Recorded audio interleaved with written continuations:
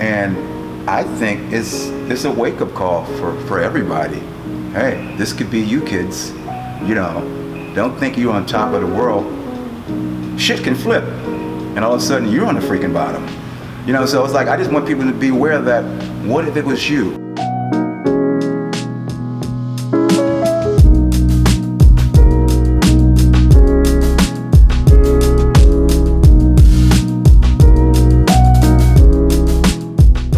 Well, now the title of this piece is called The Black House. And in brackets, Payback's a bitch.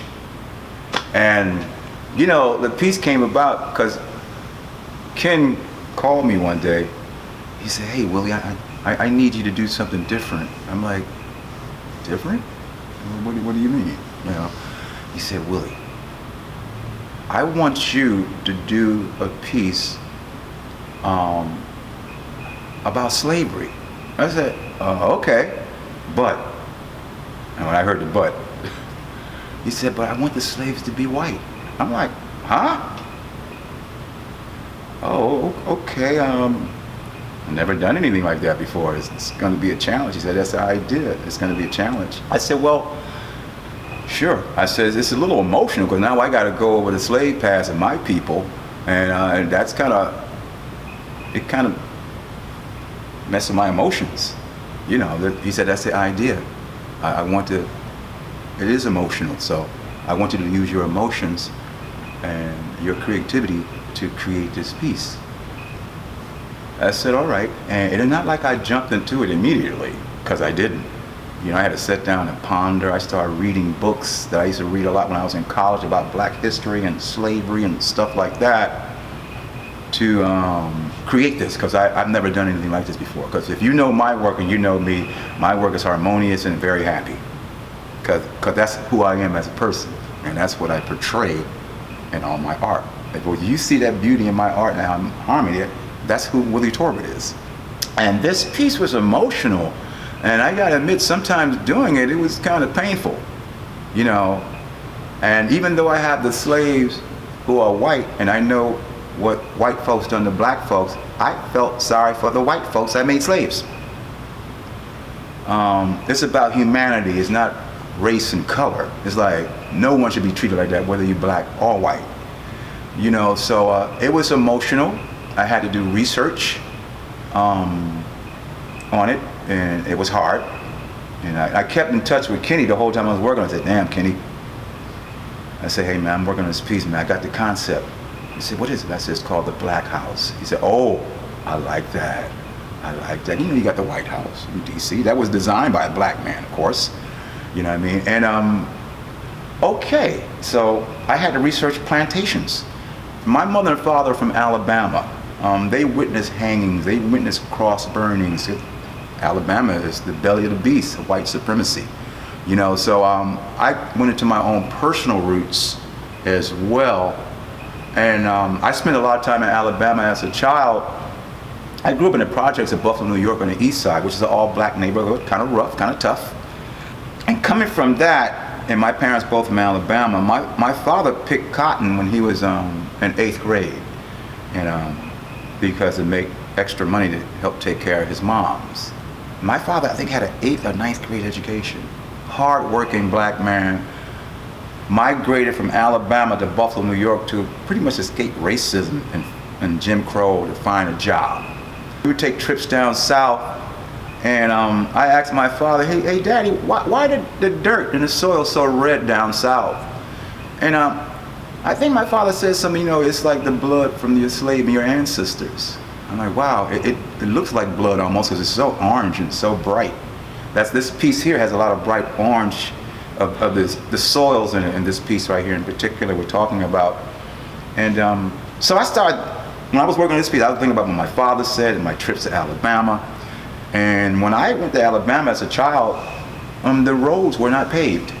It wasn't asphalt. It was a dirt road because there was no asphalt. And I remember men with a horse and buggy selling watermelons. Watermelon, watermelon. You know, we'd run out. I said, Grandma, let's go get a watermelon. You know, go. And she'd give me $1 to go get a watermelon and bring it back into the house. This is in Alabama, mind you. You know, because my mother's from Birmingham, my father's from Auburn, Alabama, which is about 2 hours outside of Atlanta, Georgia. You know, so we would spend every summer there because my mother didn't want us to be around the gangs and the bad influence and the bad environment during that time in Buffalo. So we spent a lot of times there with my grandmama, and it was a really beautiful experience. I didn't grow up down south, but I spent several summers down there, you know, and it was a beautiful experience for us as kids growing up in the projects. You know, it's not too much land, nothing but buildings, and not too much land space at all. And there we could run around wildly and knew that all that property was my grandmother's property, as far as the eye can see. Even the woods was hers. Those experiences from the South I remember, and I also, another experience, we got stopped one day by a state trooper in Alabama, and I know my father changed his whole demeanor, you know.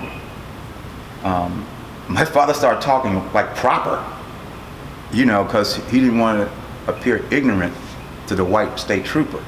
So he had to use this type of voice. He couldn't sound like he was black. He had to remove the bass from his voice. And I'm a child, I know everything my father did, and I never forget that. You know, like, why is he talking like that? He don't talk like that. Why is he acting like that? Because there's this white dude there. But again, he's from Alabama, he knows better. You have to, because you can get in, you know, something can happen to you, and it could be a tragedy. You know, so I remember that as a child, and that's why I have 4 children, and I taught my children since they could barely walk about black history and the greatness of black people and what we invented and our contributions to the world and beyond. I say, you're the greatest thing to ever walk the earth. Never ever think anybody tell you anything different to who you are. You're great. I gave all my kids African names. I got rid of the European name. We're not Europeans, we're black, by way of Africa. So I'm gonna give you something that resonates with who you are and what you are. You're not Mikey, you're not Joey, you're Sekou, you're Zakia, you're Shakir, you're Adechike. Adechike means the royal power of God. I gave my children names that have significance, something for them to live up to and to be and to become. You know, so based on what my mother and father did, I said, I'm doing something different. They do what they had to do for their own survival. But I say, you know what? I'm the new black man. I'm not doing that. I'm not bucking. I'm not shoving. I ain't afraid of nobody. You know, so that was my attitude, and it still is to this very day.